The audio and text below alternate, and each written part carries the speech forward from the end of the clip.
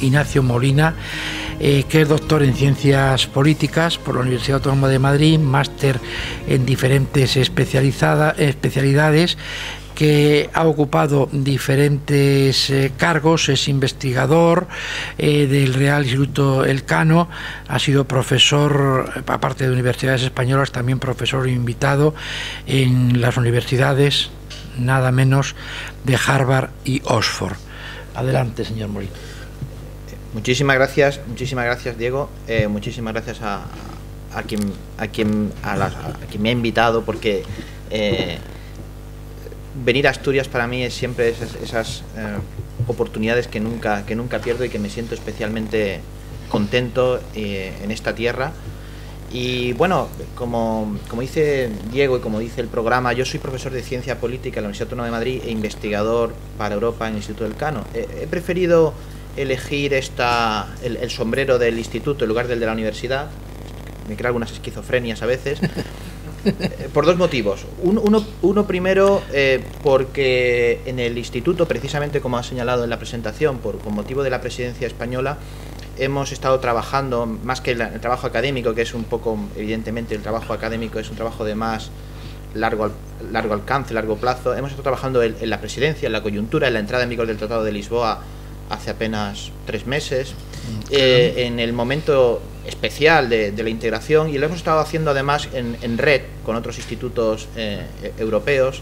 Acabamos de publicar un libro precisamente que es una reflexión sobre el momento actual de la democracia europea y el momento de la coyuntura actual. El Instituto Elcano, junto a otros 14 think tanks o institutos europeos. Hay otros institutos en España que han hecho esto, ejercicios muy interesantes. Por ejemplo, CIDO ha presentado también otro. Es decir, que estamos en un momento interesante de reflexión, y esto a veces es lo que un instituto como el Instituto Elcano, que tiene como misión analizar, también prescribir, tiene una cierta ventaja en este caso sobre el trabajo académico. El segundo motivo es que el instituto tiene un componente particularmente asturiano en estos momentos, ¿no? Mi director es un gijonés ilustre, el jurista Gil Carlos Rodríguez Iglesias. El presidente del instituto es Gustavo Suárez Pertierra, y el presidente del patronato es el príncipe de Asturias, que también algo tiene que ver con Asturias. Así que bueno, pues por este triple motivo también. Bueno, rápidamente, porque me quiero ceñir a los 20 minutos que se me han asignado. Entonces, tenemos muchas cosas que ver, evidentemente no las vamos a ver todas, vamos a ver ligeramente. Me gustaría intentar simplemente sugerir algunos interrogantes, algunos problemas, algunos planteamientos, para que en el debate quizá podamos abordarlos si resultan de interés. Bueno, se me pide hablar de la situación y retos de la democracia europea en el contexto de una mesa redonda que se centre en los ciudadanos y en las preocupaciones de los ciudadanos, y también que lo haga desde la visión desde España. Entonces, bueno, más o menos la presentación la divide en dos: la situación y retos de la democracia europea, y luego una segunda parte, la visión desde España. Y lo haré así precisamente por lo que quiero subrayar. Quiero subrayar que es importante que desde España nos planteemos la situación y retos de la democracia europea como algo propio y no como algo ajeno, no como un nivel que se nos ha añadido en el nivel de gobierno y que no nos resulta, no estamos especialmente implicados en él. Al final de la breve exposición explicaré un poco a qué me refiero. Bueno, para empezar, la Unión Europea está claro lo que es una organización internacional. Esto lo tenemos todo claro porque es lo que dicen los tratados, porque es lo que formalmente es. Bueno, realmente formalmente es desde hace unos meses, ¿no? Antes era un conjunto de organizaciones, era algo mucho más complejo. Ahora finalmente lo hemos clarificado un poco más. Y es la institución, la organización internacional más sofisticada, más exitosa, más ambiciosa del mundo. Solamente el hecho de pensar que tiene 23 lenguas oficiales y de que los representantes de 27 estados toman decisiones que vinculan directamente a los ciudadanos, pues esto no hay ninguna otra organización internacional en el mundo que sea comparable. Dicho esto, una organización internacional nos suena algo evidentemente lejano, en el sentido de, bueno, nos afecta pero indirectamente. La Unión Europea tiene una vocación de ser algo más.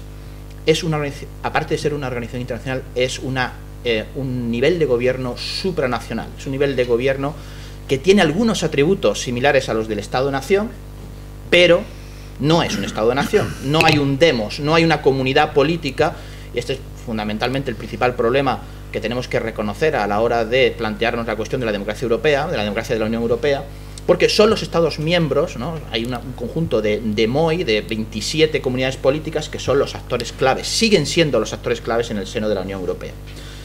La Unión Europea no tiene como misión convertirse en un superestado. Alguien puede pensar, bueno, ¿por qué los estados, que son los que han creado a esta organización, han decidido diseñar y además con el paso del tiempo fortalecer instituciones supranacionales que en principio les erosionan sus competencias, ¿no? Esta es una pregunta interesante desde el punto de vista también de los ciudadanos, de las democracias. Uno podría pensar, bueno, porque en realidad el objetivo final es crear ese superestado que sustituya a los estados, o tal vez, y quizá la respuesta vaya más por este sentido, porque los estados miembros que realmente han impulsado el proceso de Unión Europea para sobrevivir en un mundo interdependiente, en un mundo globalizado, para seguir cumpliendo sus funciones políticas, y han creado una organización tan sofisticada porque querían dar credibilidad a sus objetivos, no querían, como las típicas organizaciones regionales latinoamericanas, que hay aproximadamente 500, ¿no?, que se reúnen en grandes cumbres y que luego quedan en nada.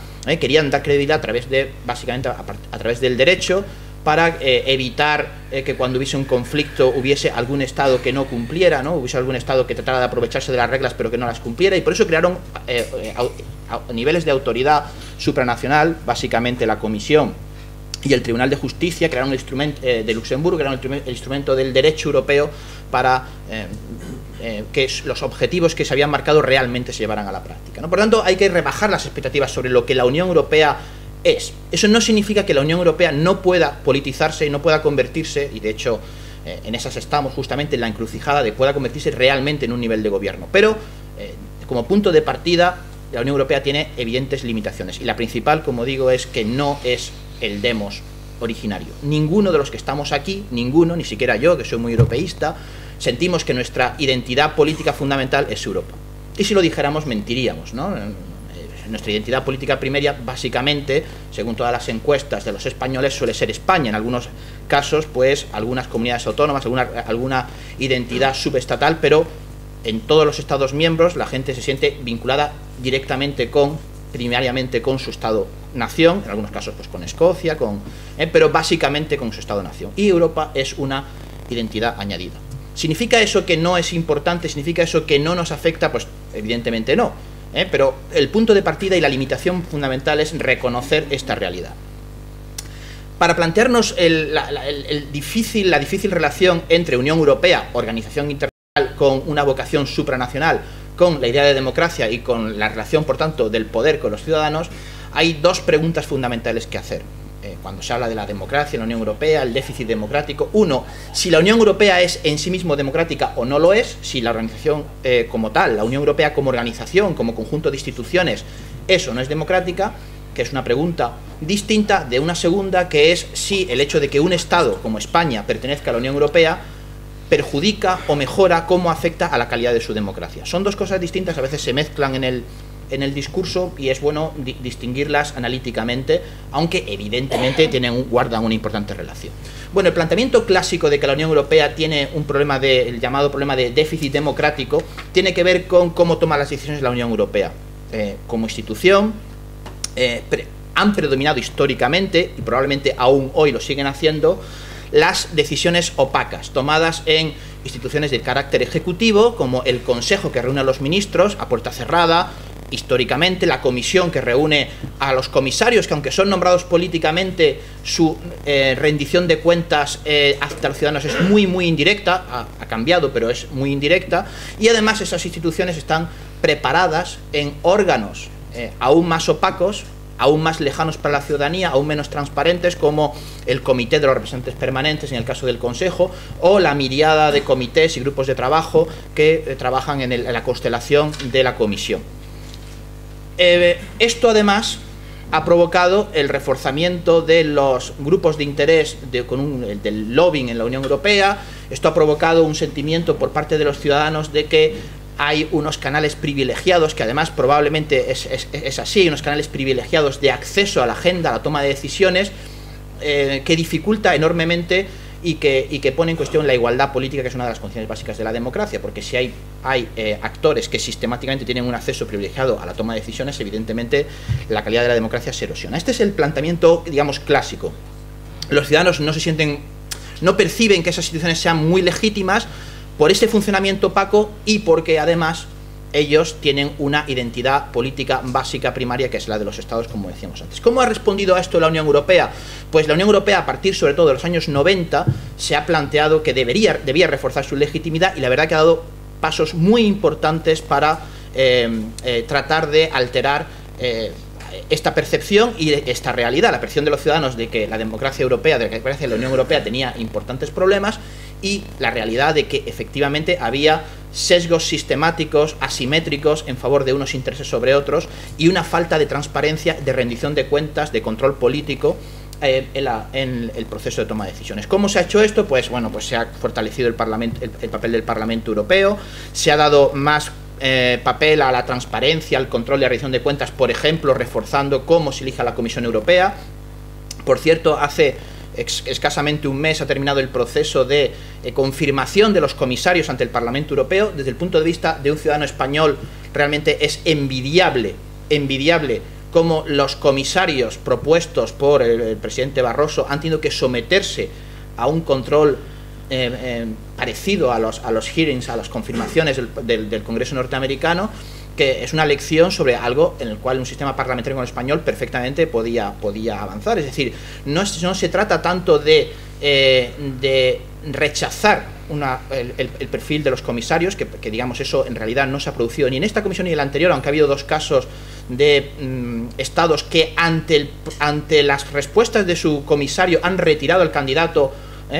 Y esto realmente es algo del cual democracias que pensamos que están mucho más asentadas, como las estatales en Europa, podían aprender, ¿no?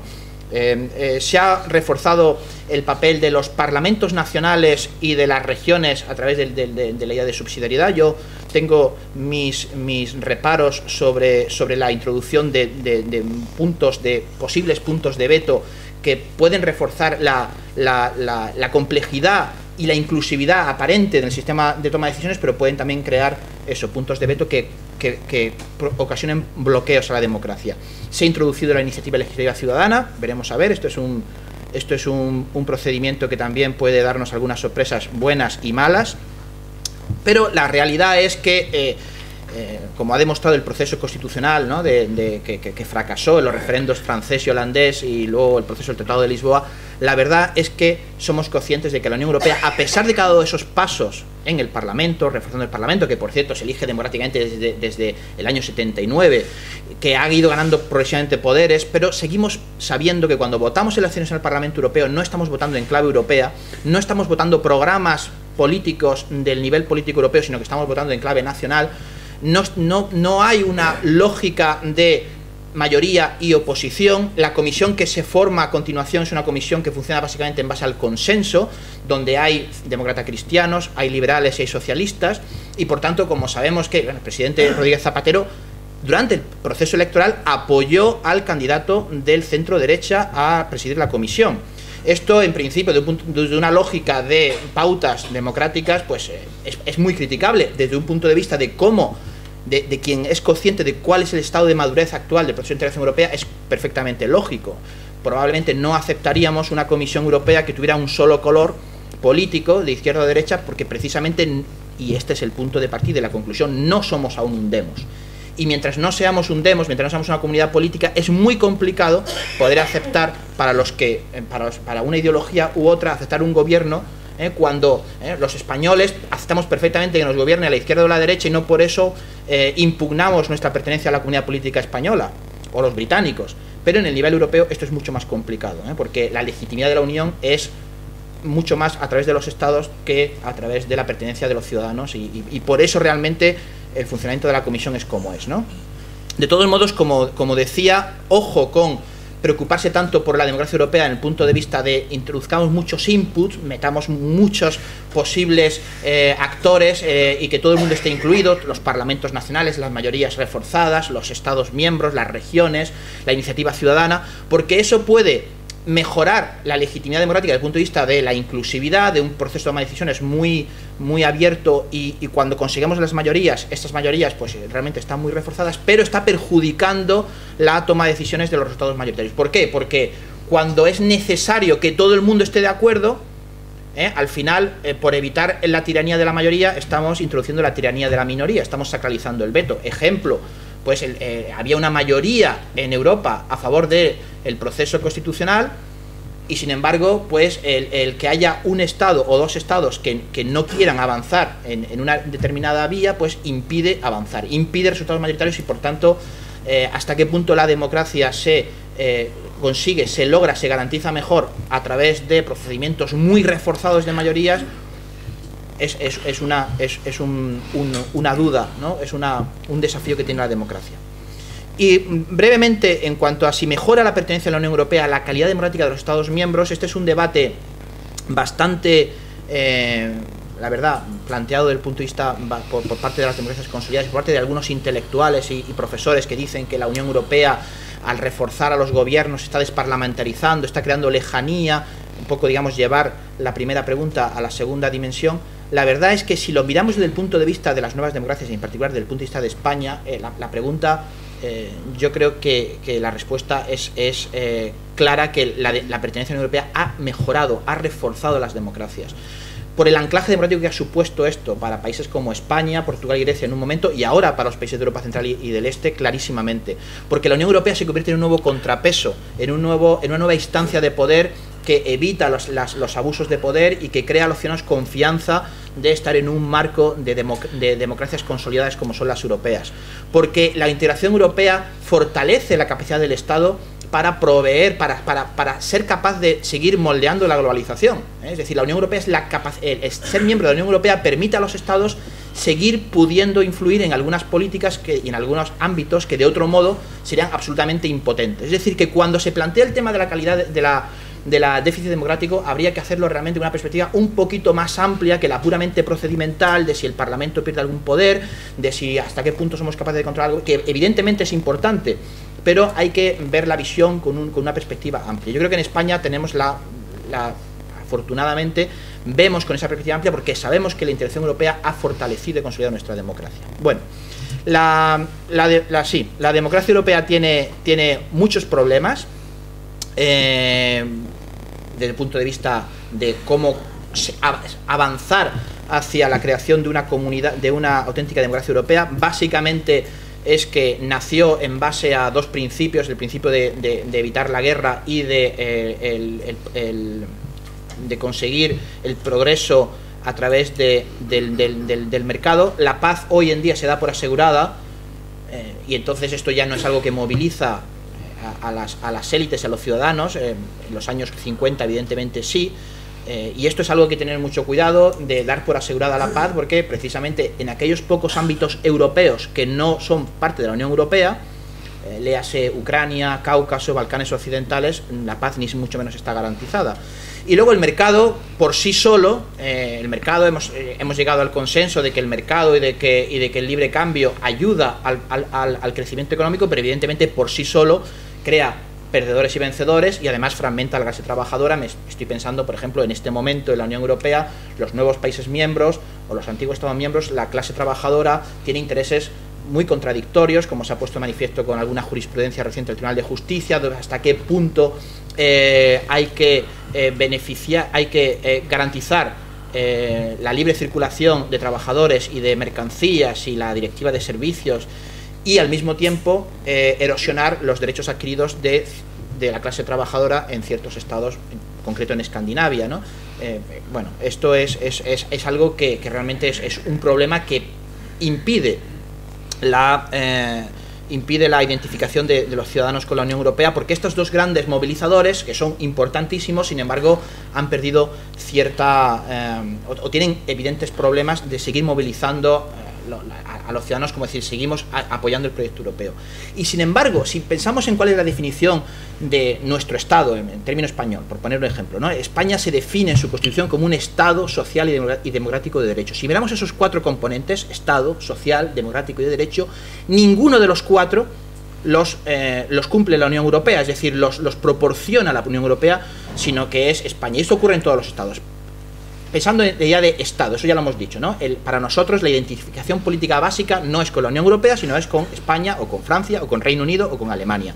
Por tanto, la idea de comunidad política, la idea de quién es nuestro líder, ninguno de los que estamos aquí nos creemos que nuestro líder es Barroso o Van Rompuy. Todos sabemos quién es el líder político de Francia, que es Sarkozy, o de Alemania, que es Merkel, o de España, que es Rodríguez Zapatero, pero no los líderes europeos. Por tanto, falta ese elemento de Estado.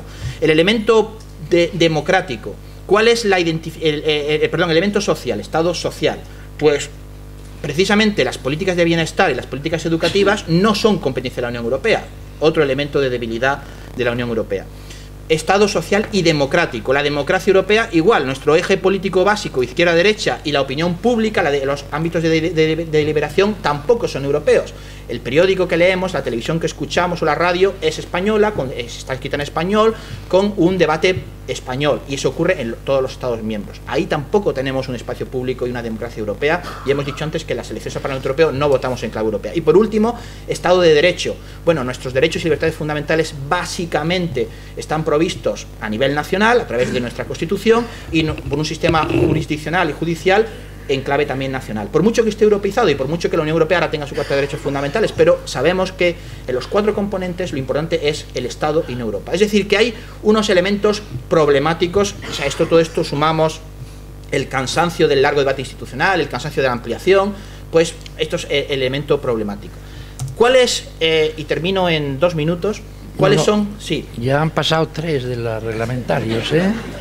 Voy por 20 ahora mismo, pero un minuto. Termino esto. Y voy a la diapositiva final. Que he trabajado 30 años en radio y en televisión, y eso de los minutos los cuento yo muy bien, los segundos, ¿eh? Adelante, perdón.